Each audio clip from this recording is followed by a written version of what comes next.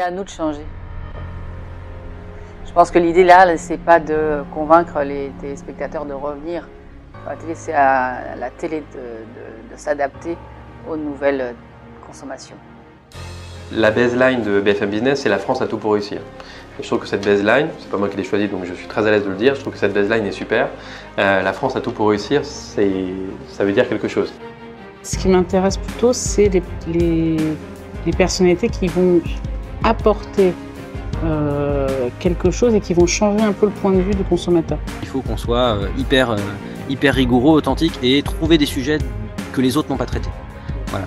Ça c'est super quand on se dit tiens, ce sujet-là on l'a vu nulle part ailleurs, on l'a vu sur Brut, et ben c'est super pour nous, quoi. Ma clé, c'est de faire entrer les nouvelles générations dans nos métiers.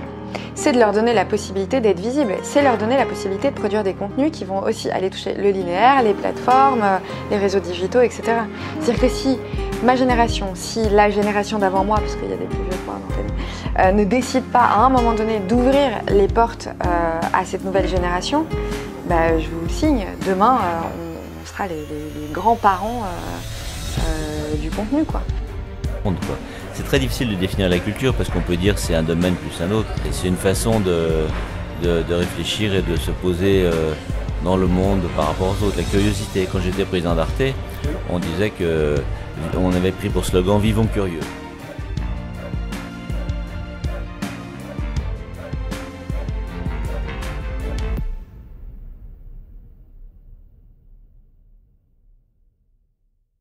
Salut Théophile.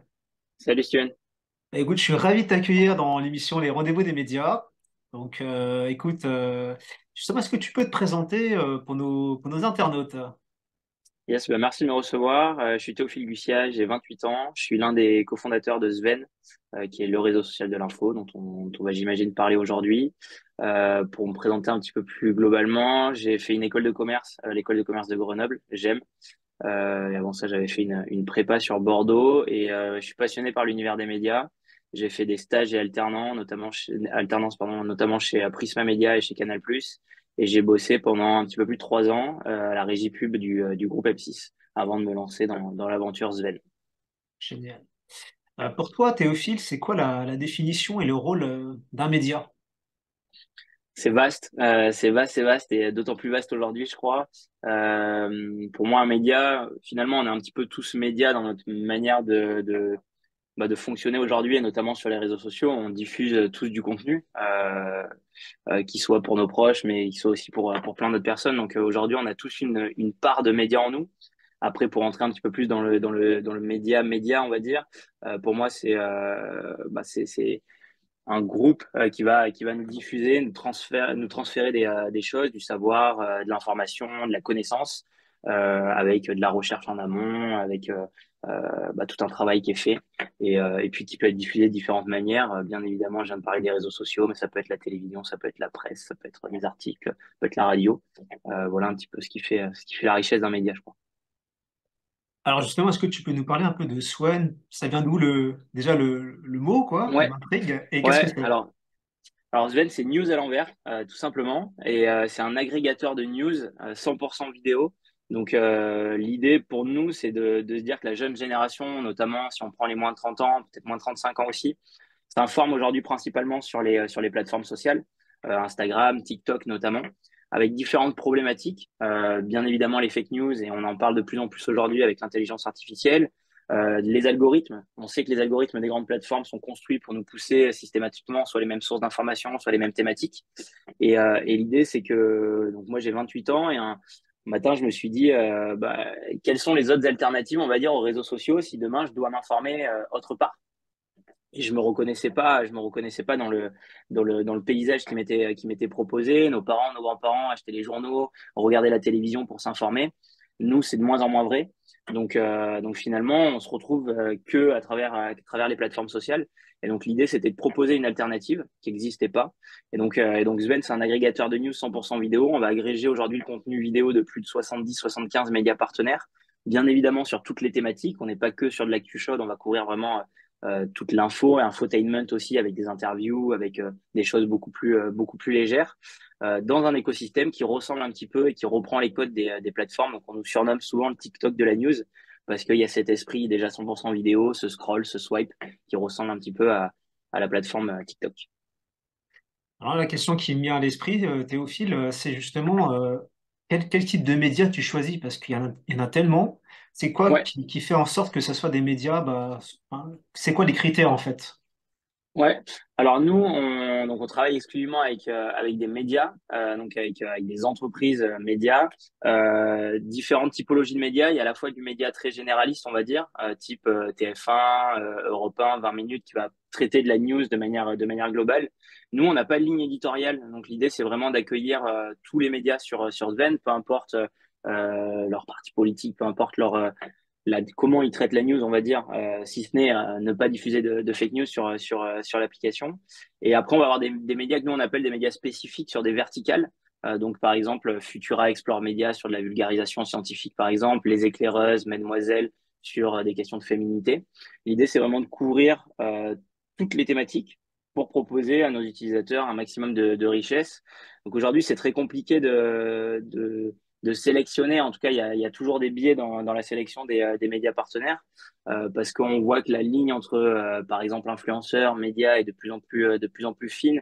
Par exemple, Hugo Décrypte a commencé en étant un influenceur. Aujourd'hui, je pense qu'on peut plus le considérer comme un média avec toute l'équipe qu'il a derrière, par exemple. On voit qu'il crée des émissions qui ne portent plus le nom, par exemple, Hugo Décrypte. Donc, la ligne est fine.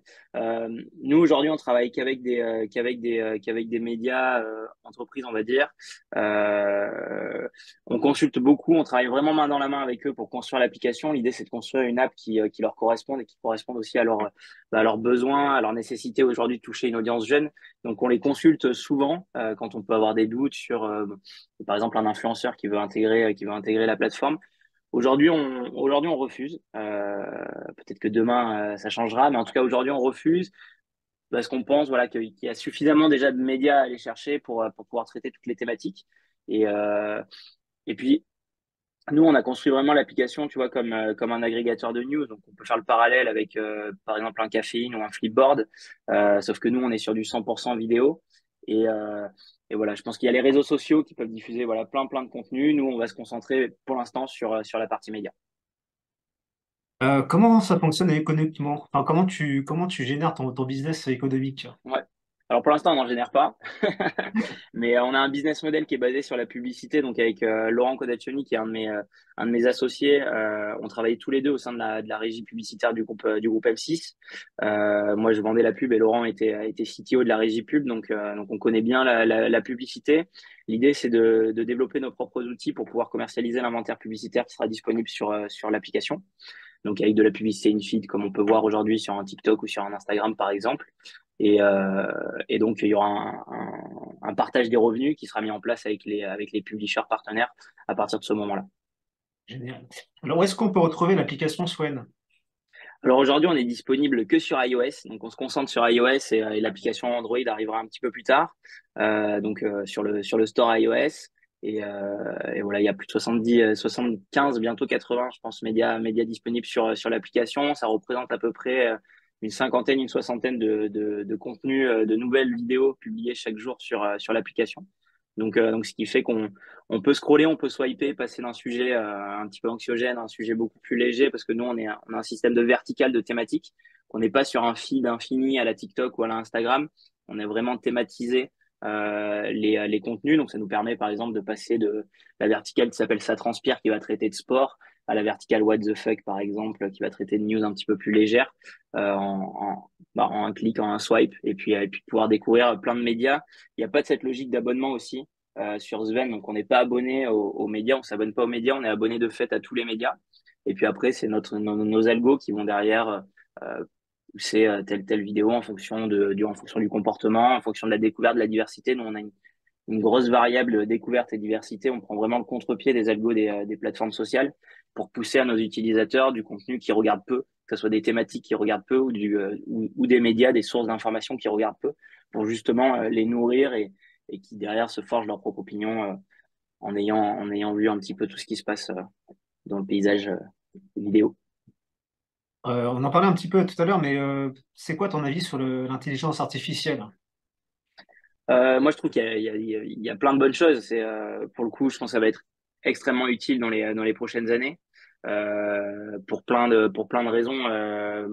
Typiquement, pour développer l'application, tu vois, tu peux utiliser l'IA, ça se fait déjà depuis pas mal de temps. Donc, l'IA aide et accompagne beaucoup déjà. Euh, Après, pour parler un petit peu plus de news et d'infos, on a vu qu'il y avait quand même pas mal de limites, notamment avec des mid-journées ou ce genre d'outils qui pouvaient clairement créer un visuel imaginé de toutes pièces et derrière des personnes de manière un petit peu mince, j'ai perdu mon mot, mais les diffusent sur Twitter pour créer du buzz ou diffuser des fake news. Ça, je pense que ça va être clairement à surveiller. Et je pense que les plateformes devraient avoir en tout cas cette barrière et devraient chercher à contrer un petit peu ça parce que sinon ça veut dire que tout le monde demain peut balancer des fake news à droite à gauche et on s'y perd aussi, ainsi on s'y perd un peu et c'est aussi pour ça que nous on fait Sven. Après, je pense que ça va être utile pour plein de choses, notamment auprès des. Alors, je suis pas journaliste, mais je pense que ça peut les accompagner sur plein de choses. Donc, bien utilisé, ça va être pour le coup ultra intéressant. Après, comme toute innovation, il y a toujours des petits déboires, donc faut faire attention à ça, quoi. Génial. Alors, dernière question, est-ce que tu as un message pour les jeunes créateurs, les jeunes entrepreneurs hein, comme toi d'ailleurs, hein, qui se sont lancés et qui ont quand même fait quand même des belles choses, hein, tu vois, tu as quand même contacté des gros médias, là, j'ai vu. Je dis, quel conseil tu leur donnerais, tu vois?